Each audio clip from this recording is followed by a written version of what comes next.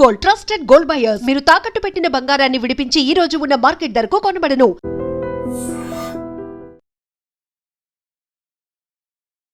నమస్కారం, welcome to I dream. ధర్మ మార్గం విత్ విజిత కార్యక్రమానికి స్వాగతం.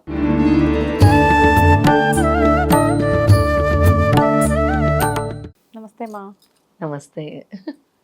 సంకష్టహర చతుర్థి మనకి ఆషాఢ మాసంలో వచ్చే ముఖ్యమైన క్రతువుల్లో ఇదొకటి. అవును. అసలు ఈ సంకష్టహర చతుర్థి వ్రత విధానాన్ని ఎవరు ఆచరించాలి, ఏ రకంగా ఉంటుంది పూజా విధానము వివరించండి.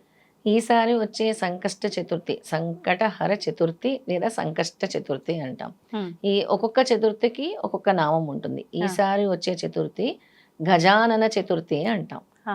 గజానన చతుర్థి అనేది కూడా చాలా పవర్ఫుల్. మన జీవితంలో ఎదురయ్యే సమస్యల నుంచి అధిగమించడానికి, అడ్డంకులు, విఘ్నాలు తొలగిపోవడానికి ఈ సంకటహర చతుర్థిని ఆచరిస్తాము. ముఖ్యంగా విఘ్నాలు అంటే ముందు ఎవరికైనా గుర్తొచ్చేది విఘ్నేశ్వరుడు. అవును.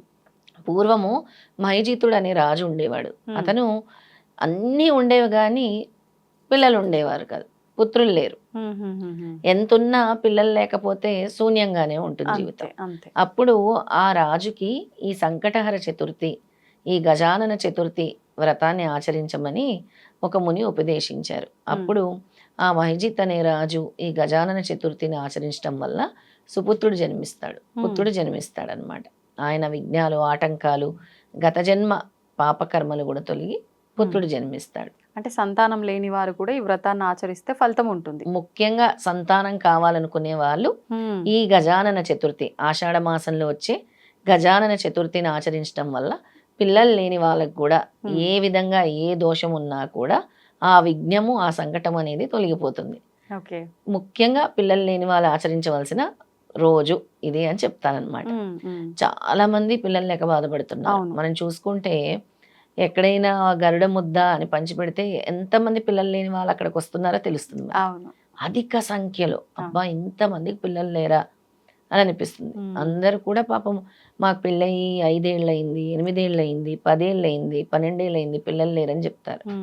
అలా వాళ్ళందరూ భక్తి, పరిపూర్ణమైన భక్తి విశ్వాసంతో విఘ్నేశ్వరుణ్ణి దుర్వతో, గడ్డితో పూజించి అభిషేకం చేసి, ఆ రోజు సాయంత్రం ప్రదోషకాలంలో అభిషేకం చేసి విఘ్నేశ్వరుడికి ఈ దుర్వతో పూజించి మోదకాలు సమర్పించి బెల్లంలో దీపం పెడితే చాలా మంచిది. బెల్లం ఇలా బెల్ల పచ్చు ఇలా రౌండ్ గా ఉంటుంది కదా, దాంట్లోనే ఆవు నెయ్యి వేసి ఒత్తు వేసి దీపం పెడితే చాలా మంచిది.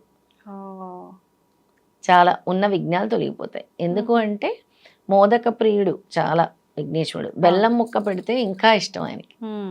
అలా అందుకనే విఘ్నాలు తొలగాలి, నా కోరిక ఫలించాలి, నా సర్వకామ్యాలు సిద్ధించాలి అని గణపతిని వేడుకొని అందులో ఆవు నేతితో బెల్లంలో దీపం వెలిగిస్తే చాలా శుభప్రదం. అలాగే కొబ్బరికాయ కొట్టుకోవచ్చు, లడ్డూలు పెట్టవచ్చు మనము నైవేద్యంగా. ఉండ్రాళ్ళు ఇష్టము, మోదకాలు ఇష్టము, లడ్డూలు ఇష్టము విఘ్నేశ్వరుడికి. ఇవన్నీ కూడా పెట్టి చిన్న పిల్లలకి పంచి పెడితే ఆ ప్రసాదాన్ని చాలా మంచిది. ఇంటి చుట్టుపక్కల చిన్న చిన్న పిల్లలు ఉంటారు కదా, ఆడుకుంటూ ఉంటారు కదా, వాళ్ళకి ఏమీ తెలియదు అసలు, వాళ్ళు నిష్కల్మషంగా ఉంటారు. వాళ్ళకి ఈ ప్రసాదాన్ని పంచిపెట్టాలి. చాలా ఇప్పుడు ఆ రోజు డే అంతా ఉపవాసం ఉండాలంటారు కదమ్మా. మరి ఇప్పుడు ఈ పూజ అయిపోయిన తర్వాత కొంతమంది ప్రసాదం మాత్రమే తినాలంటారు, కొంతమంది భోజనం చేయొచ్చు అంటారు. అసలు ఏ రకంగా ఉండాలి? అల్పాహారం తింటే మంచిది. ప్రసాదం స్వీకరించి చాలా అల్పంగా ఆహారం తీసుకుంటే మంచిది. వ్రతాన్ని ఆచరించారు కాబట్టి. మళ్ళీ ఉదయం నుంచి ఉపవాసం ఉండి భారీగా తింటే శరీరానికి ఇంకా వృధా ఉపవాసం చేసింది కూడా. అసలు ఉపవాస దీక్ష అనేది మనని క్లెన్స్ చేస్తుంది, మనని శరీరాన్ని శుద్ధి చేస్తుంది, మన ఆలోచనల్ని కూడా చక్కటి ఆలోచనల వైపు మళ్ళిస్తుంది, క్లెన్స్ చేస్తుంది అనమాట. అవును అవును. ఇప్పుడు అంటే ఈ వ్రత విధానాన్ని ప్రత్యేకించి ఒకసారి చేస్తే సరిపోతుందా? అంటే ఒక నెలలో, ప్రతి నెలలో వచ్చిన సంకష్టహర చతుర్థికి చేస్తూనే ఉండాలా? ప్రతి నెలలో వచ్చిన సంకష్టహర చతుర్థి చేస్తే చాలా మంచిది. ముఖ్యంగా అన్ని నెలలు ఆచరించకపోయినా కనీసం 3 గాని 5 గాని 9 గాని ఆచరిస్తే మంచిది. Okay okay. సంకటహర చతుర్థి. ఇప్పుడు ఒకవేళ అంటే ఒక 5 నెలలు చేద్దాము అనుకున్నప్పుడు ఒక 2 నెలలు ఏదో అయిపోయిన తర్వాత 3వ నెలలో ఆటంకం వచ్చిందంటే మళ్ళీ మొదటి నుంచి చేయాలా? అది 3వ నెల కింద లెక్కకు వస్తుందా? లేదు, మళ్ళీ మొదటి నుంచి చేయాలి. ఆ కంటిన్యూటీ అనేది మిస్ కాకూడదు గణపతికి. అలా సంకష్టహర చతుర్థి ఇప్పుడు ఒక్కొక్కరు మొక్కుకోవచ్చు, నేను 3 సార్లు చేస్తాను స్వామి అవును. మీకు, నేను 9 చతుర్థిలు చేద్దాం అనుకుంటున్నా, నేను 5 చేద్దాం అనుకుంటున్నా అని. లేదు నేను ఇన్ని చేయలేను అంటే ఈ ఒక్కటే చేసి ఊరుకోండి, అంతే. స్వామి అడగలేదు కదా నేను చేయమని. అవును. కానీ ఒక సంకల్పం అనుకున్నాము చెయ్యాలి అంటే పట్టుదలతో చేయాలి. అంతే. అంటే ఒకసారి ఇన్ని అనుకోవడం కన్నా కుదిరిన ప్రతి నెల చేసుకుంటూ పోతే ఇంకా మేలు. ఇంకా మేలు, చాలా మంచిది. అది ముందే అనుకొని సాధ్యం కాక మళ్ళీ దానికి నేను చేయలేకపోయాను అని ఇబ్బంది కాకుండా పడ్డము, మళ్ళీ ఏమవుతుందో అని ఆలోచనలు, వీటన్నింటికన్నా ఇది బెటర్. చాలా చాలా మంచిదన్నమాట. ఓకే. ఇప్పుడు అంటే ప్రత్యేకించి ఆ రోజున సాయంకాలం దీపారాధన విశేషం, పొద్దున కూడా ఇలా విశేషమైన ఆరాధన ఏమైనా చేయాల్సి ఉంటుందా మరి? పొద్దున్న కూడా చేసుకోవచ్చు, విఘ్నేశ్వరుడిని ఇంట్లో పూజించుకోవచ్చు, చక్కగా స్వామి విగ్రహం ఉంటే అభిషేకం చేసుకోవచ్చు ఇంట్లో కూడా. గణపతి అష్టోత్తరం చదువుకోవచ్చు, సంకటనాశన స్తోత్రం చదువుకోవాలి. గణపతిని ప్రణమ్య శిరసాదేవం గౌరీపుత్రం వినాయకం భక్తవాసంస్మరే నిత్యం ఆయుః కామార్థ స్థితయే అని చదువుకోవచ్చు. ఈ స్తోత్రాలన్నీ రాకపోతే ఓం గం గణపతియే నమః అని చదువుకోవచ్చు.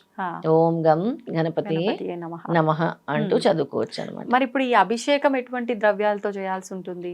పంచామృతాలతో చేయాలి. విఘ్నేశ్వరుడికి పంచామృతాలతో పాలు, పెరుగు, తేనె, నెయ్యి వీటితోనే చేయాలి అనమాట ఓకే. అభిషేకం చేయొచ్చు. లేకపోతే ఉట్టి పాలతో అయినా చేసుకోవచ్చు విఘ్నేశ్వరుడి.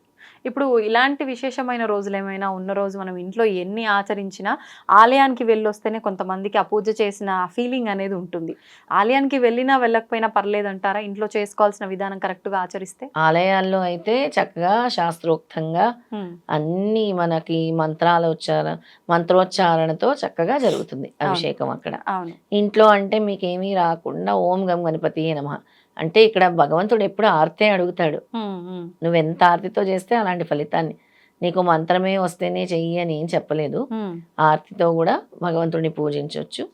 మనకి దేవాలయాలు దగ్గరలో లేకుండా ఉంటే, దూరంగా ఉంటే అప్పుడు ఇంట్లోనే చేసుకోవచ్చు.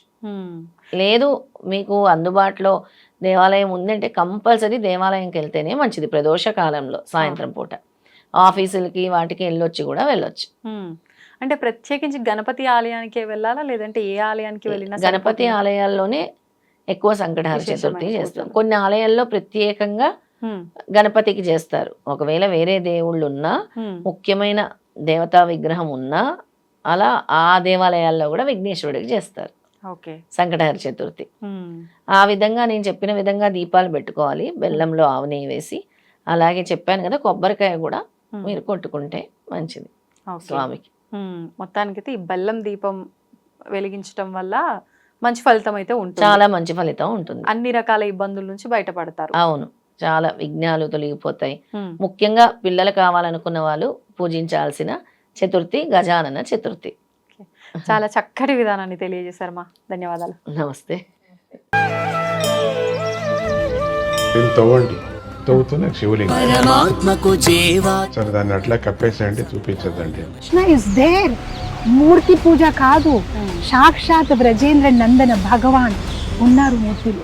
ఏమీ ఆశించకుండా ఆరాధించే వాళ్ళు కూడా ఉన్నారా ప్రభుజీ? నిజమైన భక్తి అంటే మనకు తెలియదు కాబట్టి